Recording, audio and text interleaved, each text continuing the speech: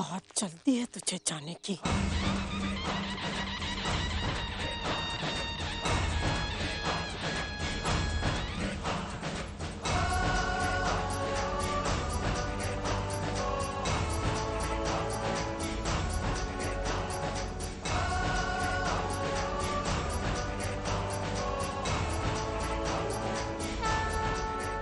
दुष्ट,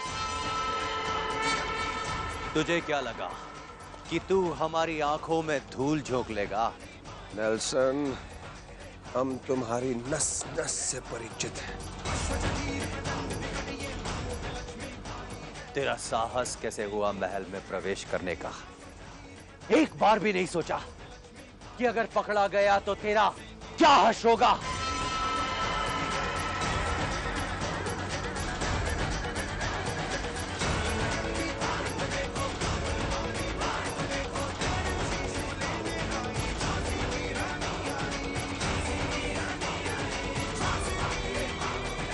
तेरे काले कारनामों का काला परिणाम।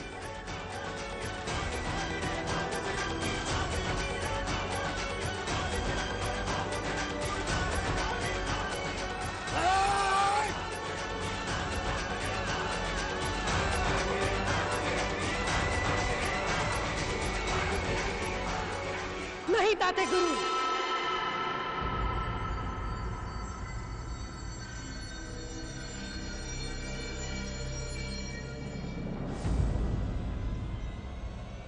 ये हमारा अपराधी है।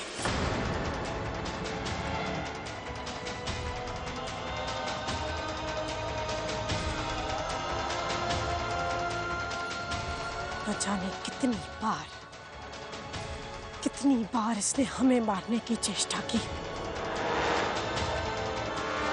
हमारी प्रजा को सताया, उन्हें मारा, उनके घरों को जलाया, हमारी झांसी पर धोखे से अधिकार जमा के हमें दर दर भटकने के लिए विवश कर दिया।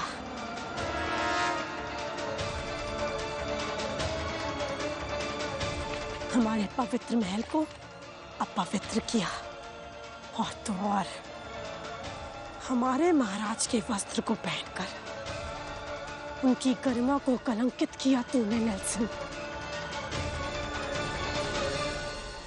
अब तुझे कोई नहीं बचा सकता, कोई नहीं बचा सकता।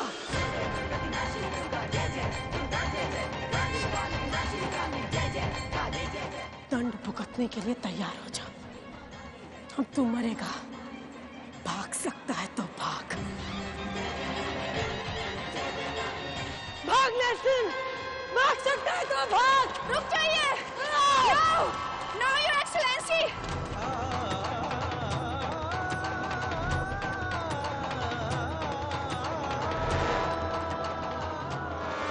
रोज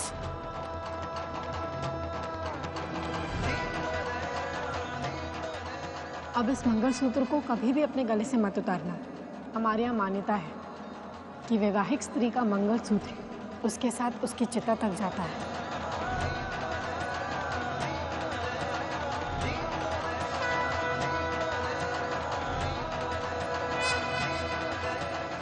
जा, चला जा यहाँ से।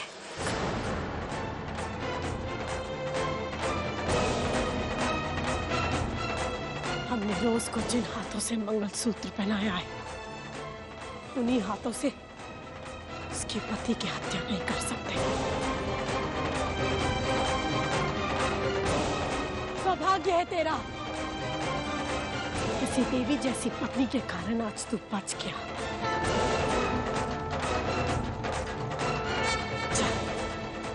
चला जा यहाँ से नेल्सन। तेरे पास एक और अवसर है। ईश्वर सबको प्रायश्चित करने का मौका देता है, और आज उसने तुझे वो मौका दिया है। और हो सके तो स्वयं को बदल डाल, स्वयं भी शांति से जी और दूसरों को भी शांति से जीने दे नेल्सन।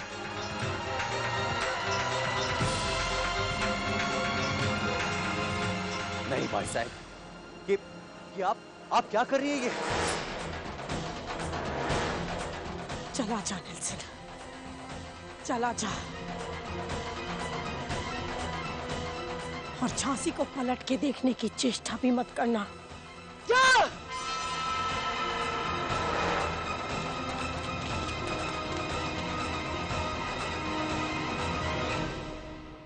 I'm so sorry.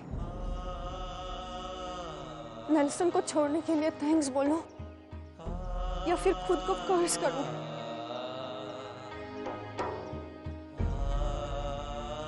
कि मेरी वजह से आपने उसे छोड़ दिया। I can't express.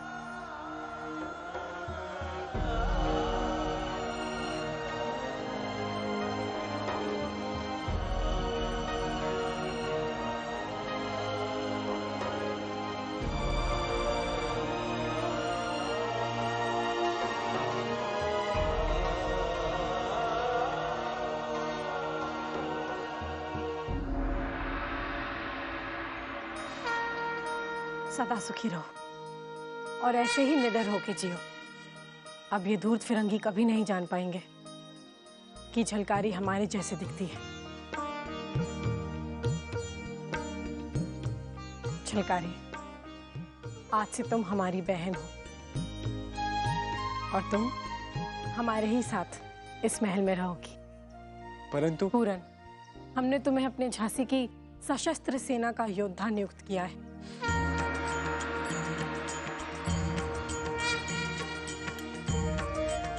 अब तुम भी इसी महल में रहोगे।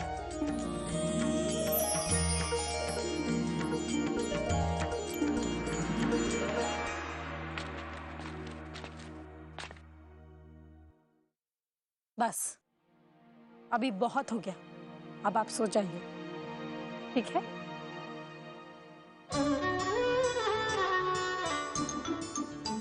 नहीं आई साहब, कुछ देर और।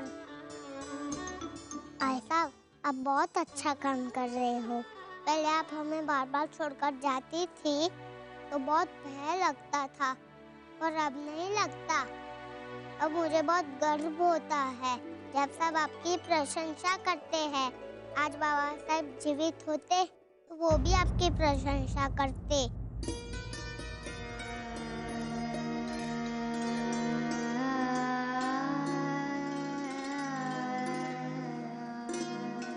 ये हमारे संस्कार है बेटा, और बड़े होकर आपको भी अपनी आई की तरह इस परंपरा को बनाए रखना है। झांसी की बागडोर को ऐसे संभालना है कि ना केवल आपके मित्र या हितैषी, बल्कि आपकी प्रजा भी आप पर गर्व करे। हाँ, हम ऐसे ही राजा बनेंगे आई साहब। अच्छा ये बताइए, आप जब मेरे जितने थी तब आपको कौन समझाता था? नानोबा। हाँ बेटा, हाँ। आपकी आई साहब ने तो बचपन से इन फिरंगियों का जीना दुष्कर कर रखा था। क्रांति गुरु? क्रांति गुरु नहीं, तेरी मौत। तुम फिरंगी फिर किसी हिंदुस्तानियों पे अत्याचार करोगे तो इससे भी बुरा हाल होगा।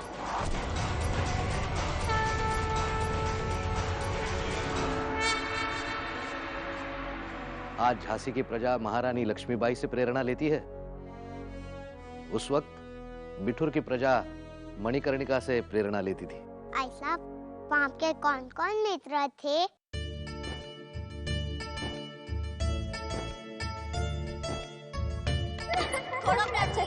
आज हम प्राची नहीं कन्या है।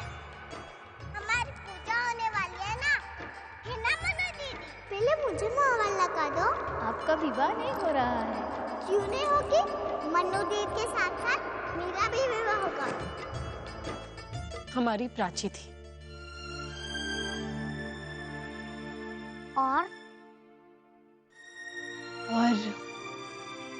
और हमारी इंदु दीदी।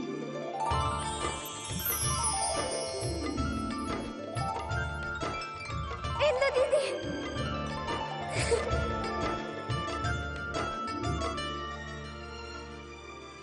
बस दो ही थी। एक और थे, हमारे नाना भाऊ।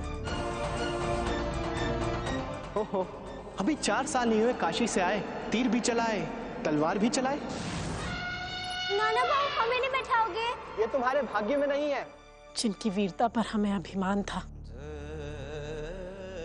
परंतु अपने स्वार्थ के कारण फिरंगियों से। नहीं मनु, ऐसा मत कहो।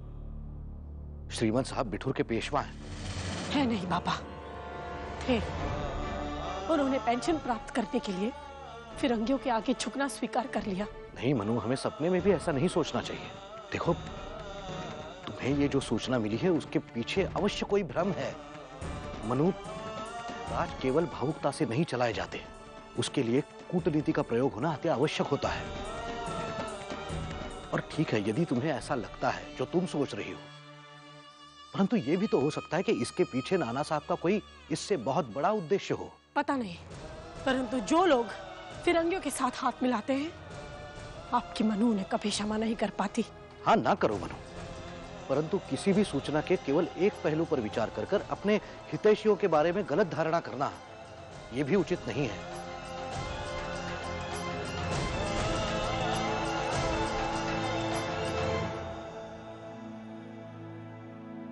देखा नानोबा, ऐसा फिर क्रोधित हो गई, अब हमसे भी बात नहीं करेगी। इंदु मौसी, प्राची मौसी, नाना मामा, वो सब तो भाई बहन थे ना? हाँ बेटा,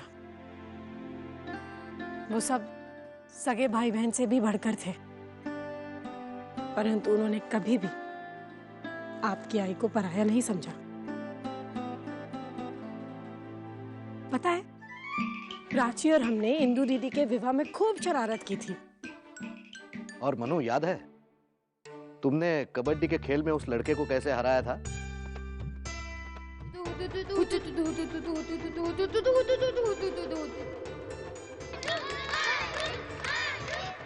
हाँ बाबा, कुछ धुंधली सी छवि याद है। अब तो वो भी बड़ा हो गया होगा ना?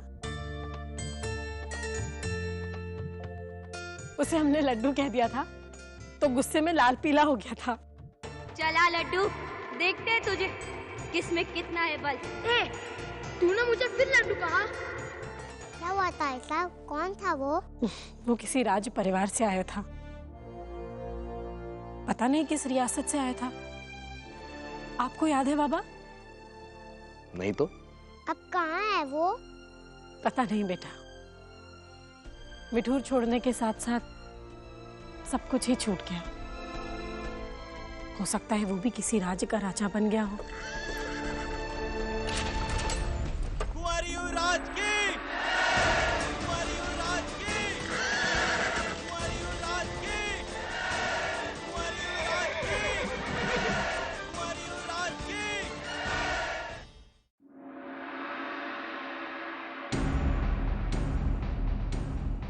क्षमा कीजिएगा भाई साहब, आप किसी दुविधा में हैं? आप सब जानते हैं, जो क्रांति की चिंगारी पूरे हिंदुस्तान में छिड़ी है, अब हिंदुस्तान के बच्चे बच्चे के हृदय में दस्तक दे रही है। इस महासंग्राम में हमारे कई साथियों ने अपने प्राणों को गंवाकर स्वयं को अमर कर दिया। क्रांति की इस चिंगारी ने अब दावानल का रूप ले लिया है। आवश्यकता है तो बस पूरे हिंदुस्तान को एकजुट करने की, ताकि ये चिंगारी हमारे मरने के बाद भी कोई बुझा ना पाए।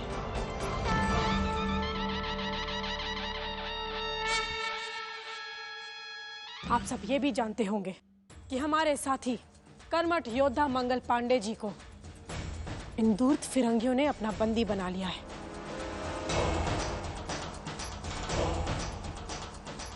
और बड़े दुख के साथ कहना पड़ रहा है कि हमारे अपने नाना भाव ने स्वयं अपनी स्थिति इन फिरंगियों के सामने संभवतः बहुत असहाय सी प्रस्तुत की है, जबकि इस समय हमें अधिक से अधिक क्रांतिकारियों की सख्त आवश्यकता थी।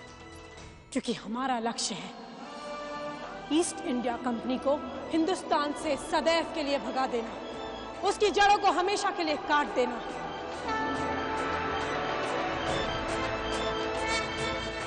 और इस पावन लक्ष्य की प्राप्ति के लिए हमें अन्य राज्यों को भी अपने साथ मिलाना होगा और इस क्रांति की चिंगारी को आग बनाकर पूरे हिंदुस्तान में फैलाना होगा। बच्चे बच्चे के हृदय में आजादी का जज्बा जगाना होगा और हिंदुस्तान की हर मां के हृदय में आजादी के लिए अपने औलाद को कुर्बान करने का जज्बा जगाना होगा।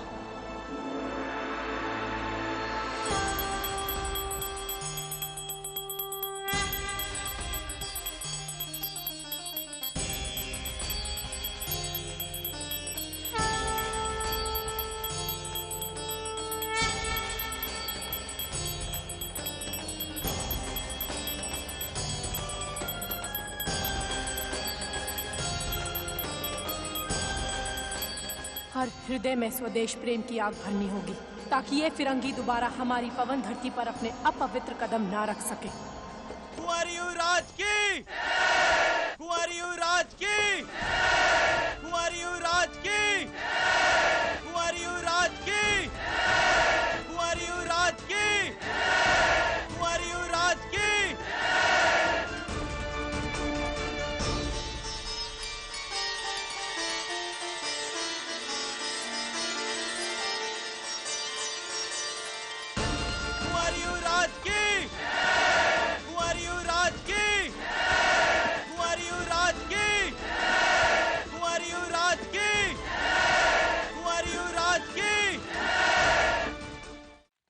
पता है महारानी साहब क्या हुआ?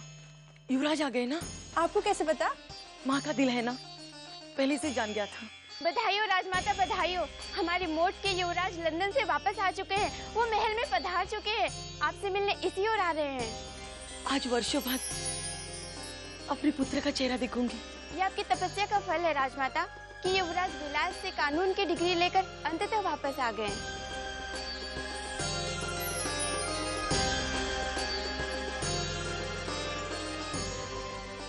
आंखें तरस गई थी अपने पुत्र को देखने के लिए। ये आंखें मैं तभी खोलूंगी जब मेरा पुत्र सामने हो।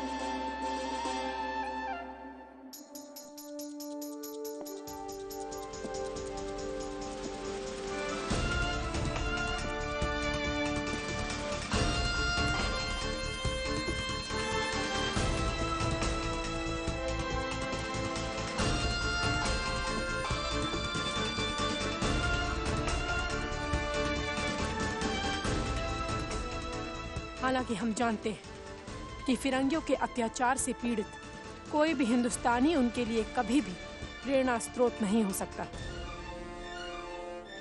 इसलिए हमें ऐसे राज्यों के राज अधिकारियों तक ये संदेश पहुंचाने की आवश्यकता है जो तन, मन और धन से हिंदुस्तानी हो।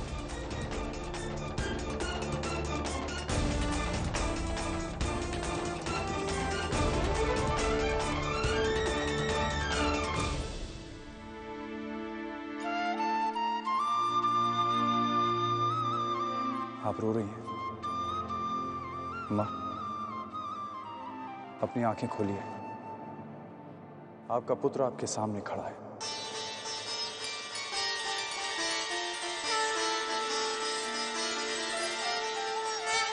जिनका इस अंग्रेजी साम्राज्य से कोई लेना देना ना हो, जो जिए भी हिंदुस्तान के लिए और मरे भी हिंदुस्तान के लिए।